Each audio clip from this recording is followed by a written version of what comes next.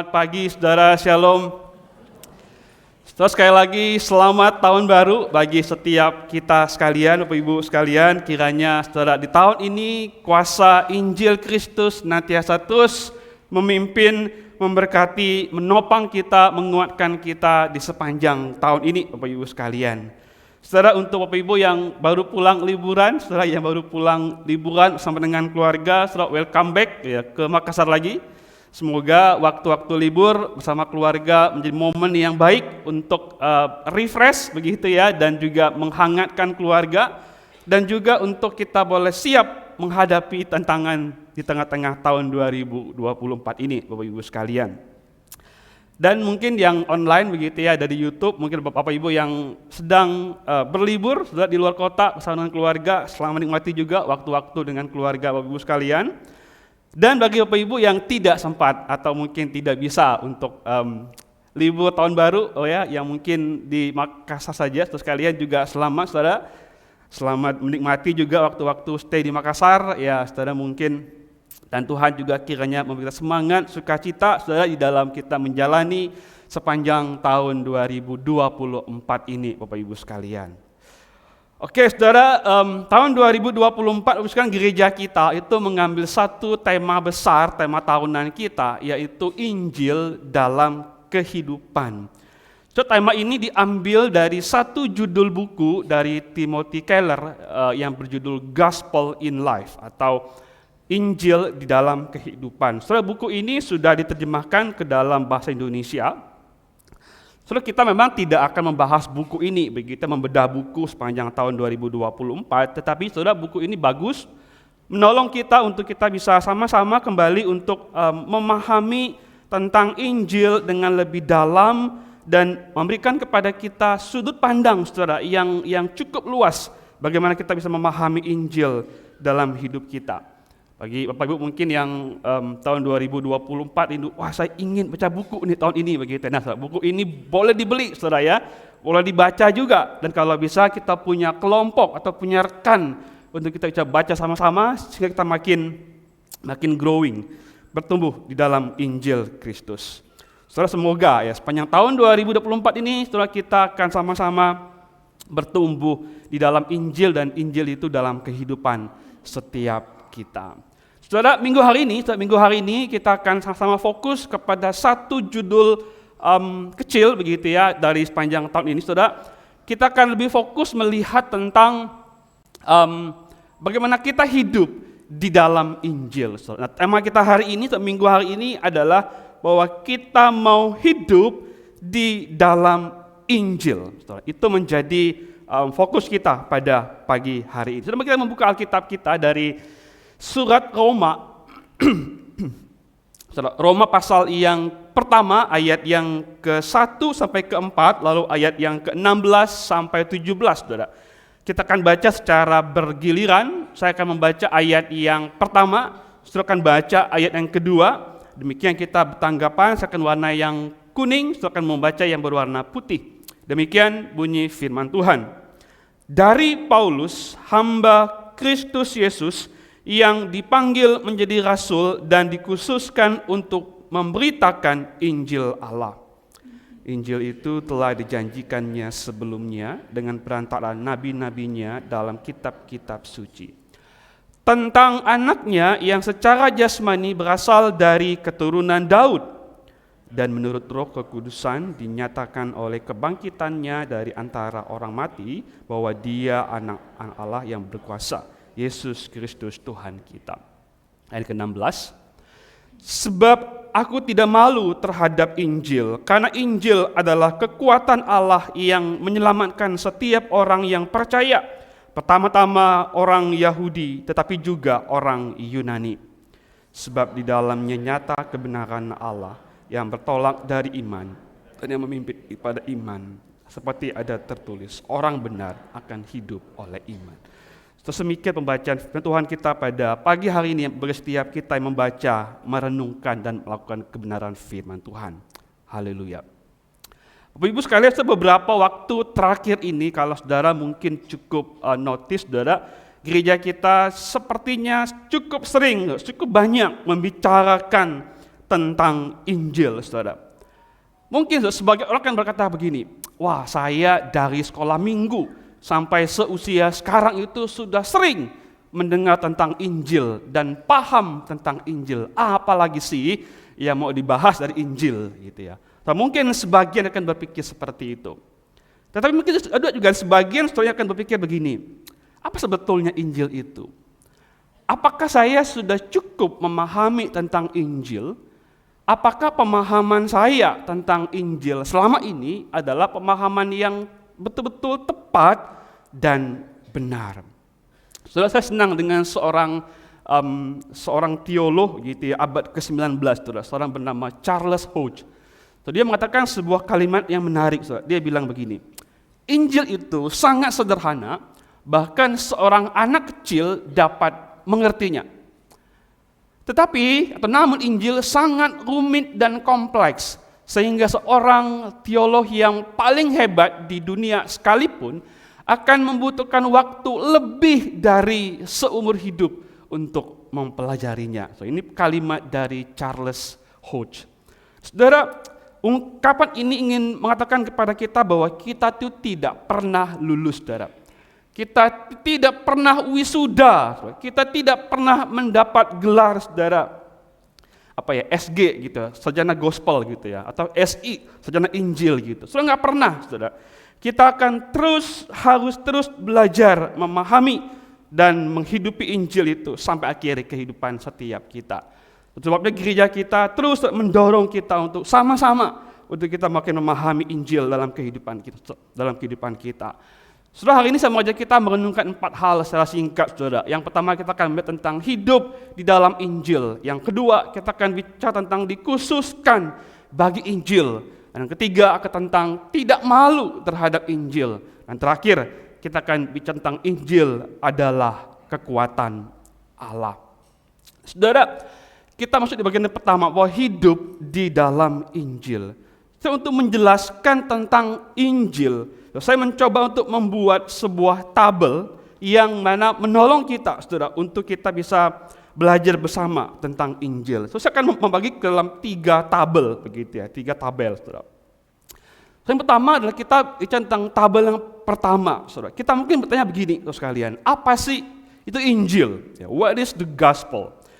Saudara, kalau kita membaca di dalam berbagai literatur, atau kita membaca di dalam Alkitab, saudara sekalian, saudara, kata Injil itu dari kata Evangelion, yang berarti good news, atau announcement, pengumuman, sebuah deklarasi, sebuah penyampaian, ya, kabar baik, good news.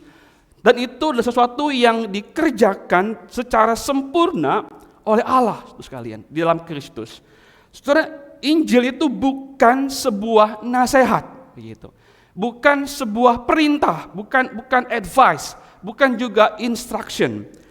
So, Injil itu bukan tentang apa yang kita lakukan, what we do, begitu. Tetapi Injil bicara tentang what God has done, tentang apa yang Allah sudah kerjakan. So, singkatnya bahwa Injil itu adalah kabar baik tentang sesuatu yang perfectly done, begitu, yang dikerjakan dengan sempurna oleh Allah dalam Kristus. Itu Injil. Dan yang kedua, kita mungkin masuk ke tabel yang kedua, saudara. Mungkin kita bertanya begini, oke, saudara, kalau Injil itu adalah sebuah kabar baik, pertanyaannya adalah kabar baik tentang apa, begitu. What is the news of the gospel, saudara? Apa sih kabar tentang Injil itu, begitu? Saudara, kabar ini kalau kita kemudian bisa melihat lebih jauh, saudara, bahwa Injil itu adalah kabar baik atau sebuah deklarasi atau sebuah pengumuman, penyampaian tentang kematian dan kebangkitan Kristus bagi manusia berdosa, dan saudara, memberikan kepada kita keselamatan, pengampunan dosa, anugerah Allah, penerimaan Allah, perkenanan Allah, dan kasih Allah. Saudara, jadi kabar baik Injil itu adalah tentang semua itu, begitu ya, tentang kematian Kristus, kebangkitan Kristus, tentang bahwa di dalamnya kita memperoleh keselamatan, memberikan pengampunannya, anugerahnya, penerimaan Allah, perkenanan Allah, dan kasih Allah.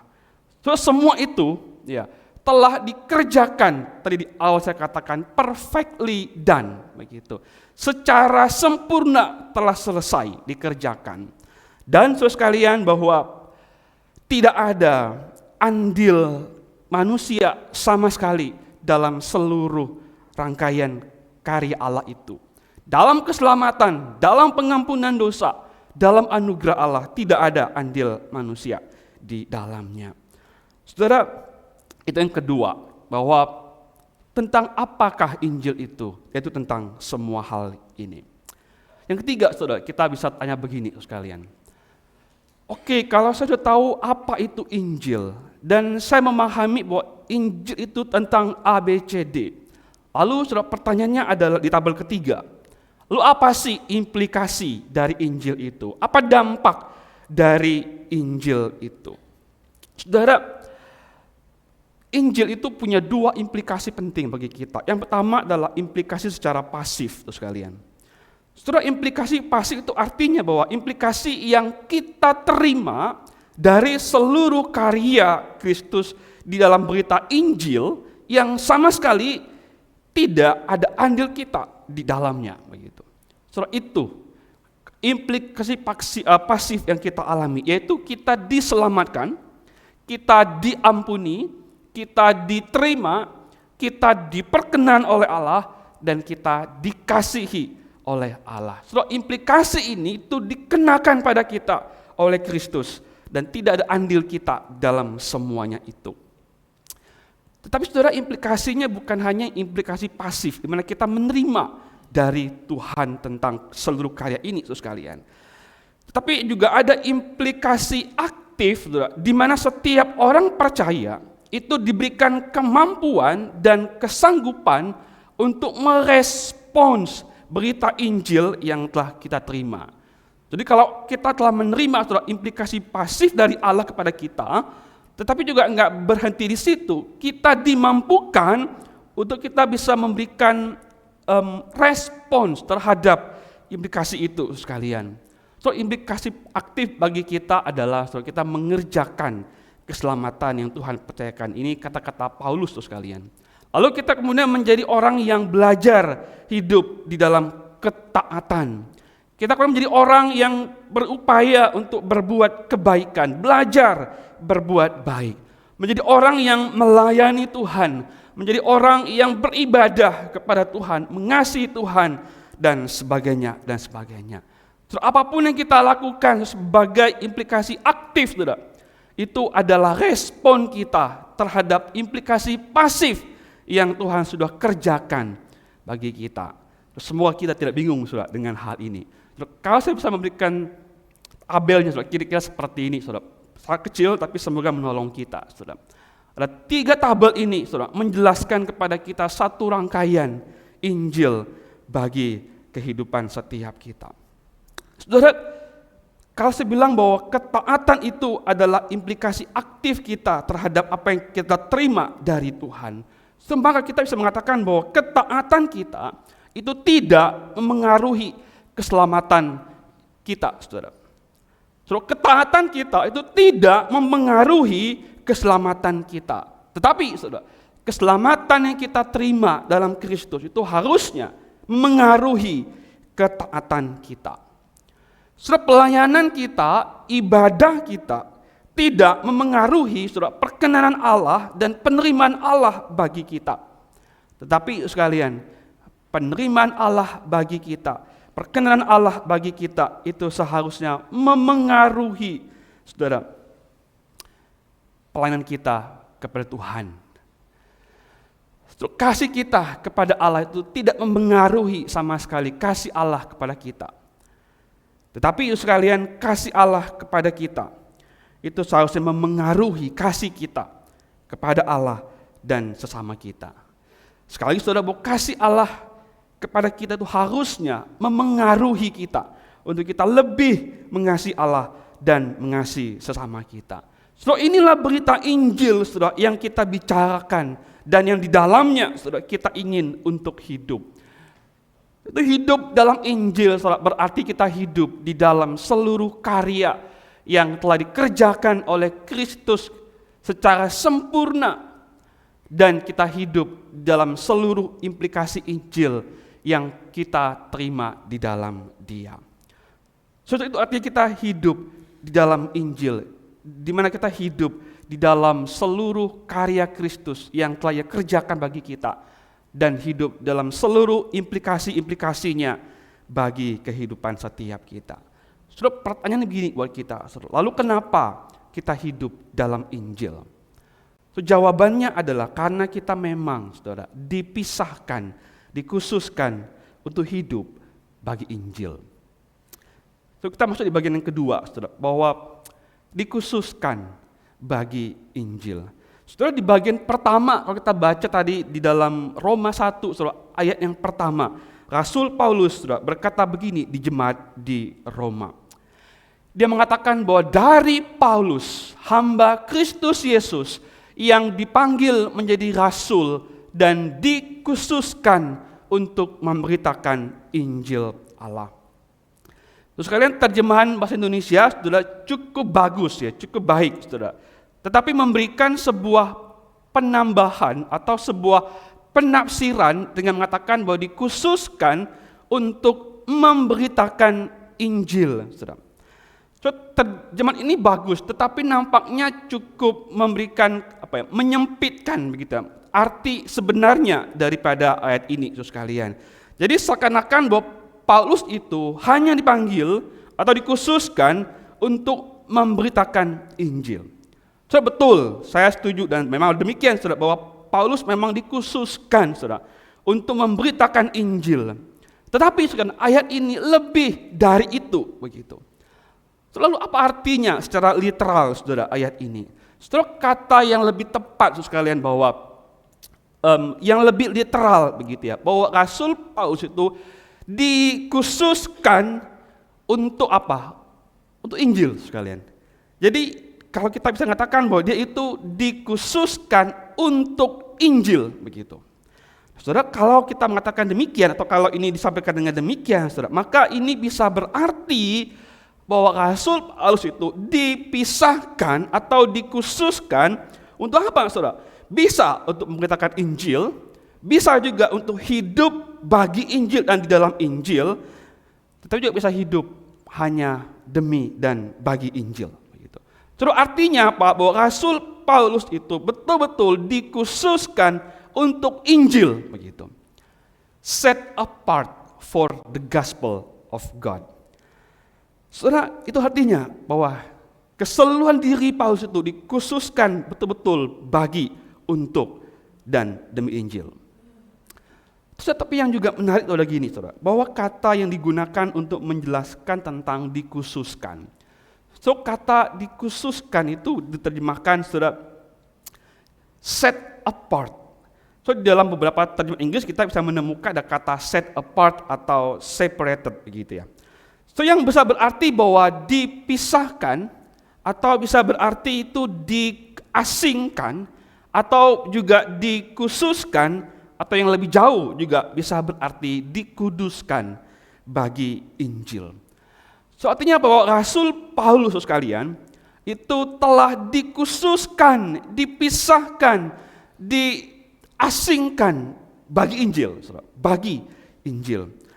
Dan kata yang digunakan untuk menuju kepada dikhususkan, saudara, itu betul-betul berbentuk participle pasif perfect, gitu.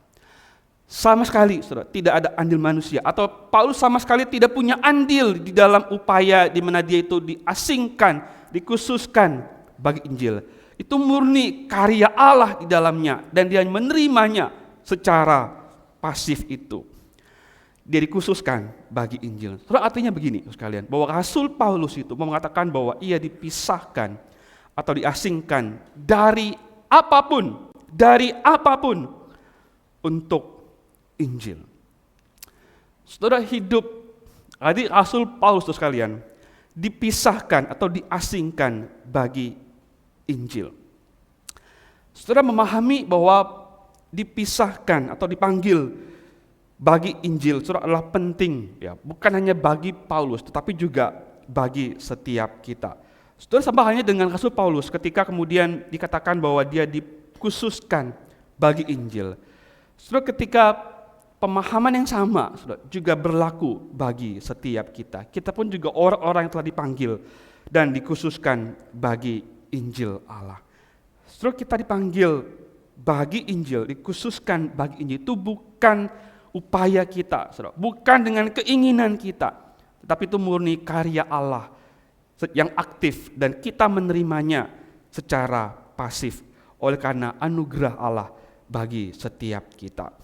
Saudara, ketika kita dikhususkan bagi Injil, saudara, artinya memang kita dipisahkan untuk hidup di dalam nilai-nilai kebenaran Injil.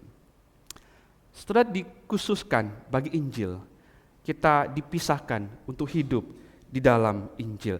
Saudara, kita dipisahkan dari dunia yang gelap ke dalam terang Injil Kristus. Saudara, kita dipisahkan dari pola pikir dunia, nilai-nilai dunia ini, saudara, untuk kita dikhususkan hidup di dalam Injil dan bagi Injil Kristus. So, kita dipisahkan dari maksud dan tujuan-tujuan yang berfokus pada diri kita, kepada kepentingan diri kita, dan kita dikhususkan untuk maksud dan tujuan bagi pemberitaan Injil Kristus. Kita dipisahkan dari hidup untuk diri sendiri dan dikhususkan untuk hidup bagi Kristus dan Injilnya. Saudara, kenapa saudara kita hidup di dalam Injil? Karena semua kita, saudara, dalam anugerah Allah, kita telah dikhususkan, diasingkan, dipisahkan untuk memang hidup di dalam Injil dan bagi Injil. Saudara, maka saya bisa mengatakan bahwa hidup dalam Injil adalah hidup yang penuh dengan kelegaan. Hidup yang penuh dengan restful.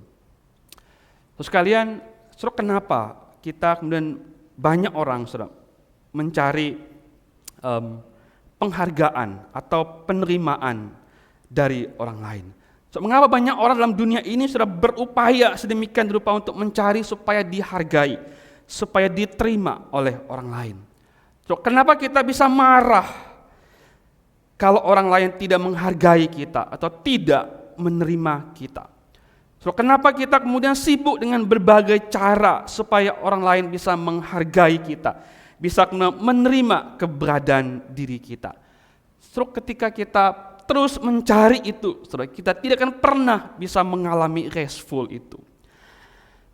Tetapi kalau kita kemudian melihat dalam Injil, saudara sekalian, bukankah hidup kita itu begitu berharga, bukan? Saudara, bukankah dalam Injil kita memahami betapa hidup kita itu begitu berharga, begitu dikasihi, begitu diterima oleh Allah di dalam Kristus. Kalau kita kemudian tidak pernah tenang, tidak pernah restful dalam dunia ini mencari supaya kita dihargai orang, supaya kita disegani orang, supaya kita diterima orang, kita tidak akan pernah puas dengan hal itu, saudara. Tapi waktu kita kemudian melihat, saudara, seberapa kita berharga di dalam Injil, so harga kita semahal darah Kristus yang tercurah di atas kayu salib itu. So, adakah harga diri kita yang lebih berharga daripada itu? So, adakah yang kita pikir bahwa harga diri kita itu lebih mahal daripada itu? Sehingga kita perlu mencari, saudara, penghargaan dari manusia, dari orang lain. So, harusnya harga yang Kristus telah bayar bagi kita itu cukup membuat kita memahami bahwa betapa berharganya kita, betapa dicintainya kita, betapa dikasihnya kita di dalam Kristus Yesus. Saudara, apapun yang dapat merenggut kelegaan itu dalam diri kita, yang merenggut rest itu dalam hati kita, saudara, sangat mungkin, saudara, menjadi indikator bahwa kita sebetulnya tidak sedang hidup dalam Injil. Saudara, apapun dalam diri kita hari ini sekalian, yang kita rasa tidak punya kelegaan, yang kita terus merasa kita nggak pernah puas, nggak pernah rest, nggak pernah cukup sekali, dan dengan demikian kita berupaya sedemikian rupa untuk mencarinya. Saudara, jangan sangat mungkin saudara kita menjadi indikator bahwa sebetulnya kita tidak sedang hidup dalam Injil, karena Injil itu harusnya restful, melegakan kita saudara, ketika kita hidup di dalamnya. Tapi yang menarik adalah bahwa Rasul Paulus tidak hanya mengatakan bahwa ia dipanggil dan dikhususkan bagi Injil dan hidup dalam Injil, saudara. Tetapi bahkan Paulus dengan lantang, saudara, mengatakan satu kalimat yang tegas. Dia bilang begini, saudara sekalian, bahwa dia tidak malu terhadap Injil. Coba yang ketiga, kita renungkan bahwa ketika Rasul Paulus mengatakan bahwa dia bukan hanya dipanggil, dikhususkan bagi Injil, tapi dia dengan lantang mengatakan, aku tidak malu terhadap Injil. Saudara, apa sih artinya? Saudara, apa maksudnya ketika Rasul Paulus mengatakan bahwa dia tidak malu terhadap Injil? Saudara, apakah Injil itu memalukan, saudara sekalian? Saudara, bagi sebagian orang, saudara sekalian, saudara, Injil itu memang, saudara, memalukan. Saudara, kenapa demikian? Karena Injil, saudara, pada dasarnya, saudara, adalah mengekspos ketidakberdayaan, mengekspos kelemahan dan keberdosaan kita. Saudara, Injil itu sebetulnya sedang mengekspos kelemahan kita, ketidakberdayaan kita, saudara. Injil itu seolah-olah, saudara, menelanjangi kita habis-habisan dan memperlihatkan pada kita bahwa betapa kita itu kotor, betapa kita itu kemudian menjijikan di hadapan Allah, betapa kita lemah, betapa kita tidak berdaya, saudara, untuk menyelamatkan diri kita sendiri. Saudara, waktu kita mengatakan bahwa aku percaya pada Injil itu, saudara, kita mengatakan bahwa kita sebetulnya tidak bisa apa-apa tanpa Injil. Saudara, Injil itu betul-betul semacam mengekspos, saudara, menyingkapkan kebobrokan kita, kelemahan kita, ketidakberdayaan kita. Saudara, Injil itu menunjukkan bahwa sekuat-kuatnya kita, sehebat-hebatnya usaha kita untuk mencari keselamatan, untuk mencari perkenanan Allah, mencari penerimaan Allah dengan berbagai cara. Saudara, kita mungkin orangnya sangat saleh kelihatannya. Kita mungkin rajin beramal, saudara, berbuat baik, rajin melayani. Kita mungkin rajin membaca firman, melakukan berbagai ritual agama kita. Kita mungkin kelihatannya baik, kelihatannya saleh, saudara sekalian.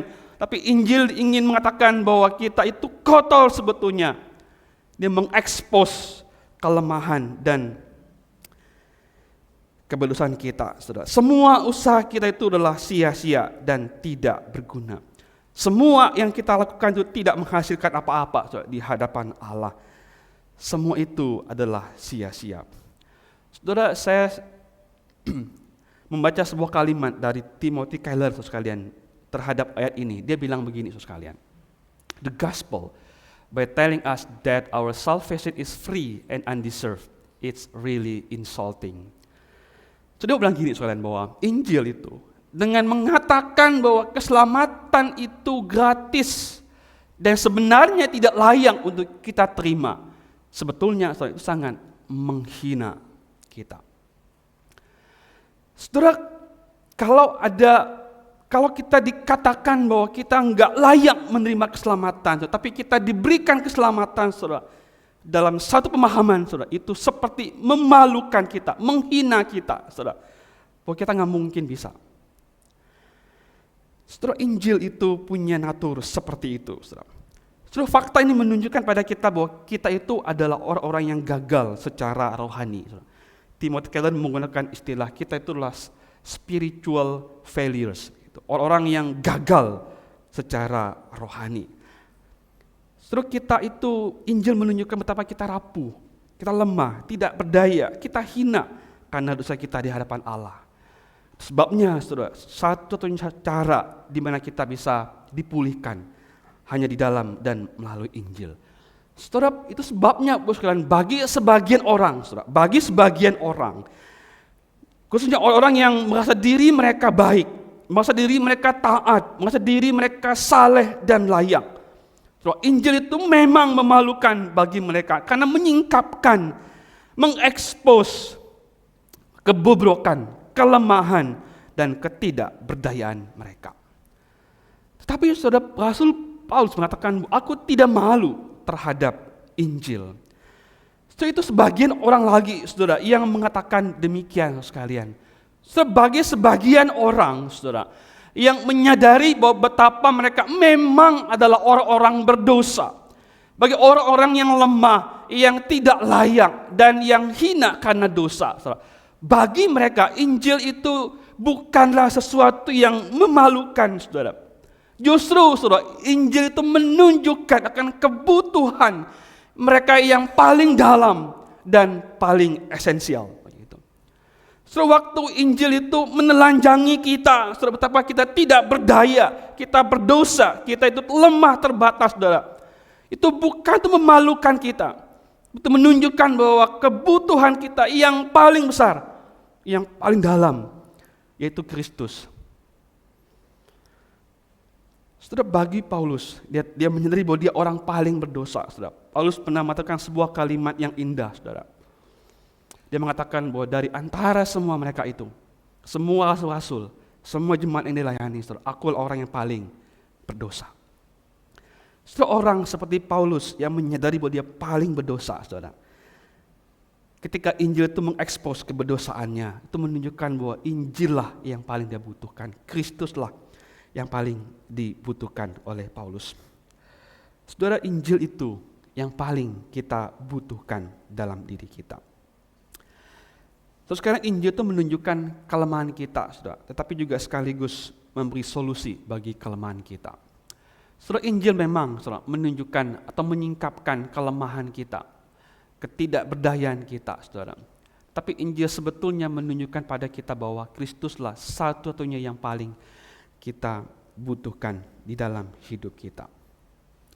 Saudara, apa sih implikasi yang kita bisa renungkan, saudara, dari bagian ini? Saudara, implikasi yang saya mau kita renungkan adalah bahwa sebetulnya, saudara, komunitas Injil atau persekutuan orang percaya, saudara, harus menjadi komunitas yang hidup di dalam Injil. Saudara, harusnya komunitas orang percaya adalah menjadi wadah di mana setiap orang, saudara, bisa mengungkapkan atau bisa mengakui segala kelemahan dan dosa-dosa mereka. Saudara, kita paling tahu ayat ini, saudara sekalian, nasihat. Hendaklah kita saling mengaku dosa kita satu dengan yang lain. Terus saya pikir, saudara, dari semua ayat Alkitab yang kita mungkin susah lakukan, saudara, ayat ini salah satu yang menjadi susah untuk kita lakukan. Saling mengaku dosa kita satu dengan yang lain. Saudara. Kenapa, saudara? Karena komunitas, karena wadah kita bukanlah wadah yang aman bagi orang-orang berdosa, bagi orang-orang yang lemah. Seringkali, saudara sekalian, orang tidak ingin mengekspos atau mengakui betapa mereka struggling dengan dosa mereka, saudara. Bukan karena mereka tidak mau keluar dari dosa itu, saudara, tapi karena dia tidak punya tempat yang bisa menolong dia untuk keluar dari pergumulan itu. Karena komunitasnya nggak siap, saudara, menerima itu. Saudara, harusnya komunitas orang percaya menjadi tempat di mana orang-orang itu bisa mengungkapkan pergumulan mereka akan dosa-dosa mereka. Tetapi saudara, enggak berhenti di situ. Komunitas orang percaya yang hidup dalam Injil itu harus menjadi wadah di mana Injil itu menjadi solusi, menjadi jalan keluar satu-satunya bagi orang-orang yang bergumul dengan dosa-dosa mereka. Injil menjadi solusi dan membawa orang kepada Kristus. Saudara, komunitas orang percaya sekalian bukan menjadi komunitas yang seperti ini, saudara, yang hanya mengatakan bahwa kamu salah, kamu berdosa. Tetapi saudara, komunitas Injil adalah komunitas yang juga menolong orang untuk dia bisa bertobat dan datang kepada Yesus. Karena Kristus mengasihi mereka dan Yesus menyelamatkan mereka. Saudara, kiranya kita menjadi sebuah komunitas yang hidup dalam Injil, saudara. Ketika Injil itu mengekspos kelemahan kita, dosa-dosa kita, saudara. Di saat yang sama juga, Injil menunjukkan bahwa hanya Kristuslah satu-satunya yang kita paling butuhkan di dalam diri setiap kita. Saudara, kenapa Injil itu, saudara? Kenapa Paulus tidak malu terhadap Injil? Saudara, karena Injil itu adalah kekuatan Allah. Saudara, bagi Paulus, saudara, Injil itu adalah kekuatan Allah. Saudara, apa sih artinya bahwa Injil itu adalah kekuatan Allah? Ini poin terakhir yang akan kita renungkan. Saudara, Injil itu adalah kekuatan Allah, berarti bahwa berita Injil itu sendiri memiliki atau adalah kuasa Allah yang dinyatakan. Dalam berita Injil itu ada kuasa Allah, ada jaminan dari Allah bagi setiap orang yang percaya. So, kalau Injil itu adalah kekuatan Allah yang menyelamatkan setiap orang percaya, saudara, maka Injil itu juga lah punya kuasa untuk mengubah hidup setiap orang percaya. Saudara, Paulus mengatakan bahwa Injil itu mengubah status dari orang berdosa yang layak dimurkai, saudara, menjadi orang berdosa yang menerima anugerah Allah dan menjadi anak-anak Allah. Tuh, Injil itu mengubah status orang yang menjadi hamba dosa menjadi hamba kebenaran. Tuh, kuasa Injil itu mengubah relasi manusia dengan Allah yang tadinya rusak oleh karena dosa. Tapi melalui berita Injil itu, relasi manusia dengan Allah dipulihkan oleh karena kuasa Injil. Sudah, kuasa Injil juga mengubah hidup dan mengubah cara pandang seluruh orang-orang yang percaya. Itu sebabnya kita perlu memahami bahwa Injil itu punya kuasa untuk mengubahkan relasi kita dengan Allah dan sesama. Kuasa Injil juga mengubah hidup kita, mengubah cara pandang kita, dan mengubah perilaku hidup kita, bahkan mengubah seluruh kehidupan setiap kita. Injil mengubah hidup Rasul Paulus dari pembunuh orang-orang Kristen menjadi pelayan Kristus, memberitakan Injil kepada banyak orang yang belum percaya. Saudara, kuasa Injil itu, kekuatan Injil itu mengubahkan hidup setiap kita. Saya teringat dengan beberapa waktu lalu sekalian ketika pemerintah kita mengumumkan bahwa COVID-19 itu bukan lagi pandemi, melainkan endemi begitu. Setelah ketika pemerintah mencabut status bahwa COVID-19 itu bukan lagi pandemi, menjadi endemi. Berapa banyak berita ini mengubah seluruh tatanan kehidupan kita, bukan? Berita ini mengubah kita, yang sering pakai masker kemana-mana, menjadi jarang lagi pakai masker. Gitu. Enggak wajib lagi pakai masker, sekalian. Berita ini mengubah perilaku kita waktu kita berinteraksi dengan orang lain. Gitu. Dulu kita berjarak, ya 1 meter begitu ya jauhnya, begitu kira-kira begitu. Tetapi ketika berita ini diturunkan sekalian, itu mengubah kita punya perilaku relasi kita. Kita bisa makin dekat dengan orang lain tanpa perlu takut lagi sekalian. Ketika berita ini dimunculkan, sampaikan kepada masyarakat sekalian, itu juga mengubah kehidupan bisnis kita begitu. Dulu mungkin jual toko begitu ya tutup pakai plastik supaya orang enggak dekat begitu ya. Sekarang tuh dibuka semuanya tuh sekalian. Terus kita bisa lagi bersalaman. Kita enggak lagi perlu jaga jarak sekalian. Kita enggak lagi perlu takut ini, Saudara, meskipun kita masih hati-hati ya sekalian. Yang saya mau katakan bahwa berita itu Saudara, mengubah seluruh Saudara, kehidupan masyarakat kita, Saudara. Cara kita hidup, cara kita berinteraksi, cara kita bekerja, cara kita bisnis. Terus kalau berita tentang ini saja Saudara, mengubah seluruh Saudara, kehidupan kita, Saudara. Apalagi berita Injil, Saudara, yang melampaui daripada berita ini sekalian. Itu mengubah seluruh kehidupan setiap kita, Saudara.